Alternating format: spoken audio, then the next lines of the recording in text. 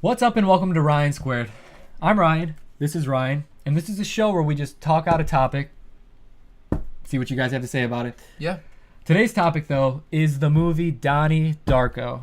Cult classic. Yeah, but see, I just want to say there's like a lot of people I feel enjoy this movie because of the bunny, Frank. He's like such an icon, and it's like, though, do they really know the meaning behind everything that's going on in this movie? No, I still don't. There's You so don't? much. It's so good.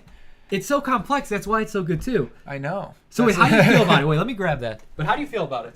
Well, first off, I really like this movie because how many movies do you see now where the two siblings that are playing in the movie are actually siblings? Okay. That was really cool to me, to see Maggie Gyllenhaal and Jake Gyllenhaal playing siblings who are actually siblings. Yeah. You get, like, the banter is real, the relationship is real.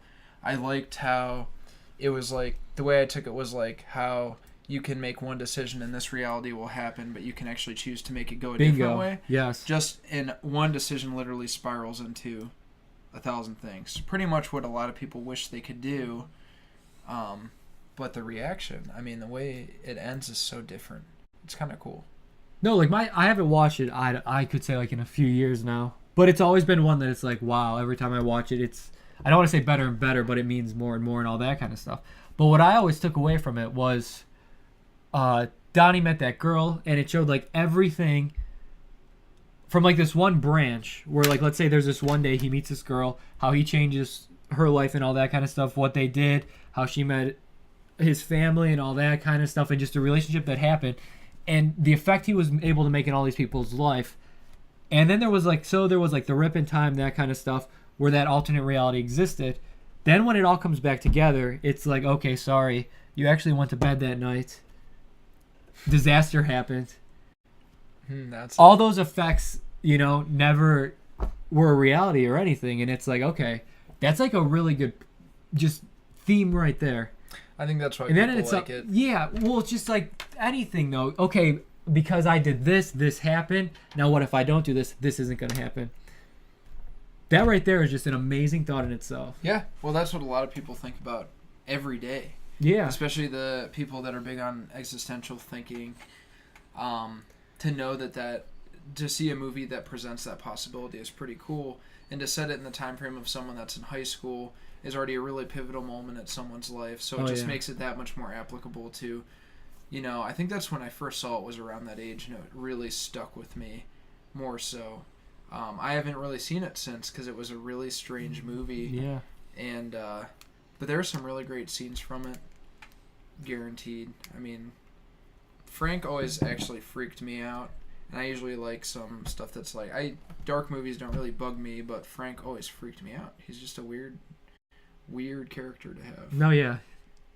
Well, it was good, like, how they showcase all of Donnie's problems and, like, it added to the story. Maybe, like, I don't know if a lot of people were able to relate because of that aspect where it's like, okay, we're all human here. We all have our own problems. We see this dude does too, and how he handles all of his stuff. But even, like, I'll never forget the scene. I remember Joy Division's playing in the house, and then that's when you see, like, he can kind of see, like, his path in life.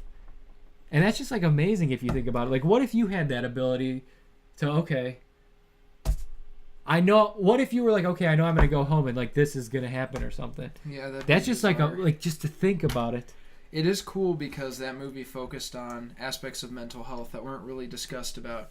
That kind of opened up the door for a lot of movies that were, I would say, the realm of indie movies that were okay talking about stuff where people, like, really weren't okay. Yeah. And it also opened up the door for movies that didn't have to end nicely. Yeah. Not even in a tragedy sense of way. Like, I feel like prior to that movie, you either ended up with a happy ending or you ended up where everything was sad. But then that opened up the door to where you feel indifferent after the movie, which is really cool. I like those kind of movies because it lets you think about it afterwards. You put the pieces together on your own, how you want to view it. Yeah. No, if you haven't had a chance to, like, see it or really remember it or anything, it's definitely a good one to go back and watch.